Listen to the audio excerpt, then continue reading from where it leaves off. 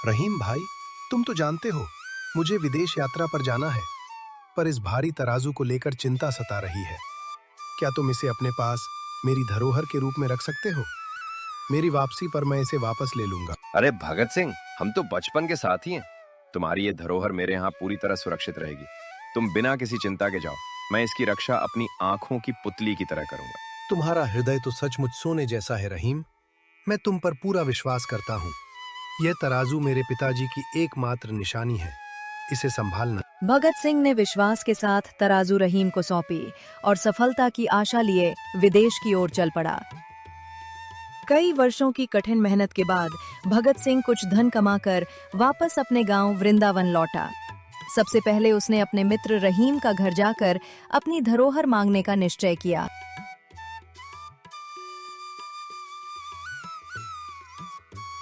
रहीम भाई, आपका भगत सिंह लौट आया है। भगवान की कृपा से कुछ व्यापार सफल रहा। अब मैं अपने पिता की वह स्मृति, वह तराजू वापस लेने आया हूँ। अरे भगत सिंह भाई, तुम्हारा स्वागत है। पर एक बहुत ही दुखद घटना हुई। तुम्हारी वो प्यारी तराजू, वो अब नहीं रही। क्या कहा? वो कैसे? क्या हुआ उसे? अफसोस, हमारे घर में चूहों का बहुत आतंक है। वे सब कुछ कुतर डालते हैं। उन्हीं दरिंदों ने तुम्हारी भारी भरकम लोहे की तराजू को खा डाला, पूरी की पूरी। मैं बहुत लज्जित हूं, पर प्रकृति के आगे हाथ फैलाए खड़ा हूं। ओह, ये तो बहुत ही दुर्भाग्यपूर्ण बात है। पर रहीम भाई, आप इसमें दोषी नहीं हैं। चूहों का दोष है। आप तो मेरे भाई समान हैं। आप बिल्कुल भी चिंता न करें। तुम सचमुच बहुत अच्छे हो भगत सिंह। मैं तुम्हारी इस सहानुभूति के लिए आभारी हूं। भगत सिंह समझ गया था कि उसका पुराना मित्र लालच में आकर उसकी संपत्ति हड़पना चाहता है, पर उसने बाहर से कुछ नहीं दिखाया। उसने एक योजना बनाई। रहीम भाई, लंबी यात्रा के बाद शरीर धूल से अटा पड़ा है। मैं नदी पर स्नान को जा रहा हूँ।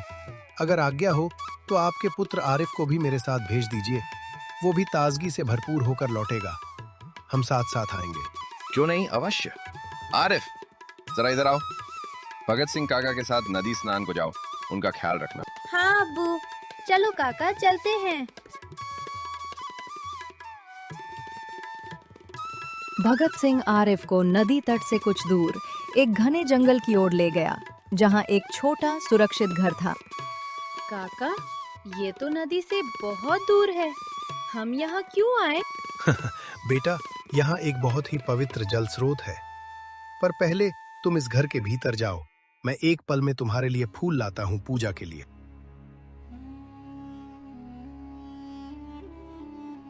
मासूम आरिफ घर में घुस गया। तुरंत भगत सिंह ने पहले से तैयार एक भारी पत्थर से घर का दरवाजा बंद कर दिया, पर इतना कि हवा आती रहे। काका, ये दरवाजा क्यों बंद कर दिया? मुझे बाहर निकालो, मुझे घर जाना है। आप तो बोल रहे थे कि नहाने के लिए चलो। घबराओ मत आरिफ, तुम यहाँ पूरी तरह सुरक्षित हो। मैं तुम्हारे पिता से कहकर तुम्हें लेने आऊंगा। ये तुम्हारे पिता और मेरे बीच का एक खेल है।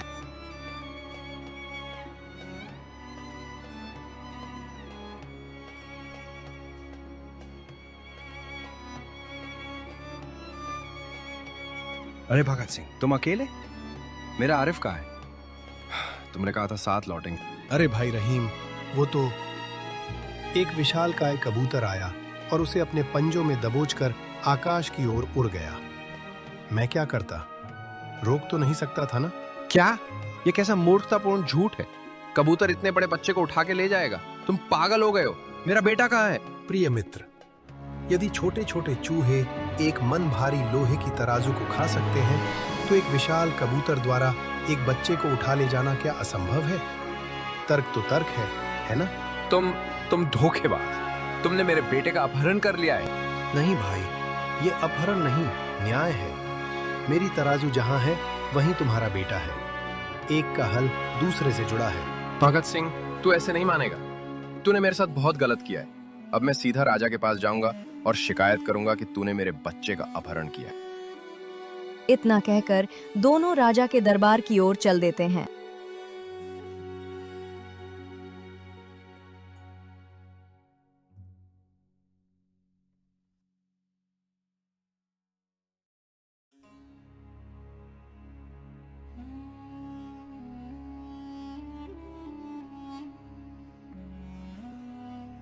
महाराज, आप ही हमारी अंतिम आस है। इस दुष्ट भगत सिंह ने मेरे एकमात्र पुत्र, मेरी आंखों का तारा, मेरी पूरी दुनिया आरिफ को छल से मुझसे छीन लिया है। मैंने इसे अपना भाई समझकर अपना घर, अपना दिल तक खोल दिया था, लेकिन इसने उसी भरोसे को जहर बनाकर मेरी गोद सूनी कर दी। महाराज, मेरा बच्चा मेरे बिना एक पल भी नहीं रहता। पता नहीं वो कहां होगा, किस हाल में होगा। मैं आपसे विनती करता हूं, दया नहीं, न्याय दीजिए महाराज। मुझे मेरा आरिफ वापस दिलाइए। भगत सिंह, तुम्हारे ऊपर अत्यंत गंभीर आरोप लगाया गया है। रहीम कहता है कि तुमने उसके एकमात्र पुत्र को छल पूर्वक छुपा लिया है। अब सच सच बताओ, वो बच्चा कहाँ है? तुमने उसे किस उद्देश्य से अपने पास रखा? याद रखो, इस दरबार में झूठ की कोई जगह नहीं है। तुरंत उत्तर दो, और यदि बच्चा तुम्हारे पास है तो अभी इसी क्षण उसे वापस सौंप दो। तुम्हारी एक एक बात पर इस दरबार की नजर है। महाराज, सत्य निर्भय होता है, और आज मैं आपके सामने वही सत्य रखने आया हूं। रहीम केवल कोई साधारण व्यक्ति नहीं, यह मेरा बचपन का मित्र रहा है। हमने एक ही आंगन में खेला, एक ही छत के नीचे रोटी बांटी, और कठिन से कठिन समय में एक दूसरे का साथ दिया। जब मैं विदेश जा रहा था तो मैंने अपने पिता की अंतिम निशानी, एक भारी लोहे की बनी पुरानी तराजू, इसे सौंप दी थी। वो तराजू मेरे लिए मात्र धातु का टुकड़ा नहीं थी, बल्कि मेरे पिता की स्मृतियों, उनके आशीर्वाद और ईमानदारी का प्रतीक थी। मैंने इसे धरोहर समझकर रहीम को दिया, क्योंकि मुझे उस पर परिवार जैसा भरोसा था। महाराज, विश्वास का रिश्ता जब टूटता है तो दर्द किसी तीर से कम नहीं होता, और यही इस पूरे विवाद की जड़ है। फिर आगे बताओ भगत सिंह, उस तराजू का इस विवाद और बच्चे के अपहरण से क्या संबंध है? पूरा सत्य स्पष्ट करो। महाराज, मेरी वापसी के बाद इसने मुझसे कहा कि चूहों ने उस भारी लोहे की तराजू को खा लिया। सोचिए महाराज, एक मन वजन की लोहे की तराजू, क्या कोई चूहा उसे चबा सकता है? क्या यह तर्क संगत बात है? नहीं, यह उसकी चाल थी, उसकी कपटपूर्ण कहानी। जब मुझे समझ आया कि यह मेरी धरोहर को हड़प चुका है और झूठ पर झूठ बोल रहा है, तब मैंने इस अन्याय को दिखाने के लिए एक युक्ति अपनाई। मैंने इसके पुत्र को किसी हानि से दूर एक सुरक्षित स्थान पर रख दिया, और जब यह मुझसे अपने बेटे के बारे में पूछने आया तो मैंने उसे वही उत्तर दिया जो उसने मुझे दिया था। एक कबूतर उसे उठा ले गया। महाराज, जैसे इसकी झूठी कहानी में चूहों ने लोहे की तराजू खा ली, वैसे ही मेरी कहानी में कबूतर बच्चे को ले गया। इसका उद्देश्य केवल एक था, इसे अपनी ही बातों का आईना दिखाना। ये झूठ है महाराज, सरासर झूठ। ये मुझे बदनाम करने की कोशिश कर रहा है। मैंने कोई तराजू ना ली इससे, और ना ही बेकी, ना ही मैंने इससे कभी छल किया। ये मेरा बच्चा छुपाकर अब मेरे ही शब्दों को तोड़ मरोड़ कर पेश कर रहा है। महाराज, इस पर भरोसा न कीजिए, मैं निर्दोष हूँ। महाराज, मेरा प्रश्न अत्यंत सरल है। यदि इस व्यक्ति के अनुसार चूहे एक भारी लोहे की तराजू खा सकते हैं, तो क्या यह संभव नहीं कि एक कबूतर किसी बच्चे को उठा ले जाए?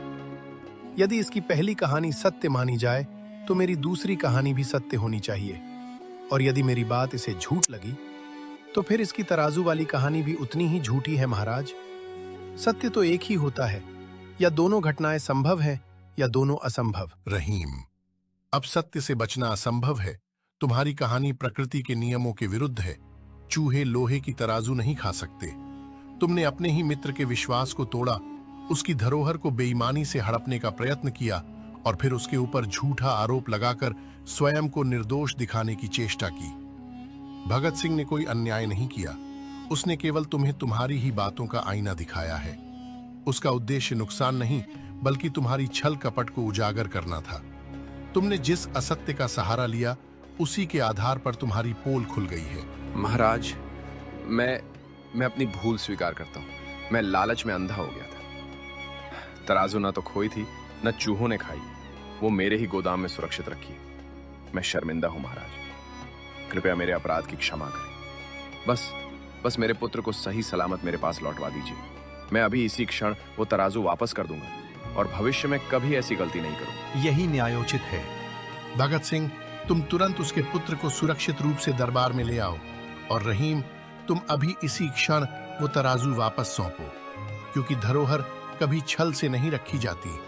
इसे अच्छी तरह समझ लो रहीम, मनुष्य वही काटता है जो वो बोता है।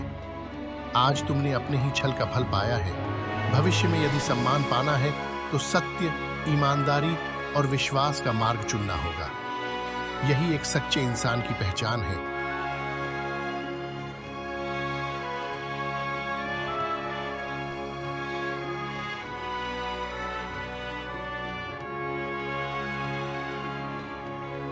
भगत सिंह ने आरिफ को घर से सकुशल निकाला और रहीम ने तराजू वापस कर दी।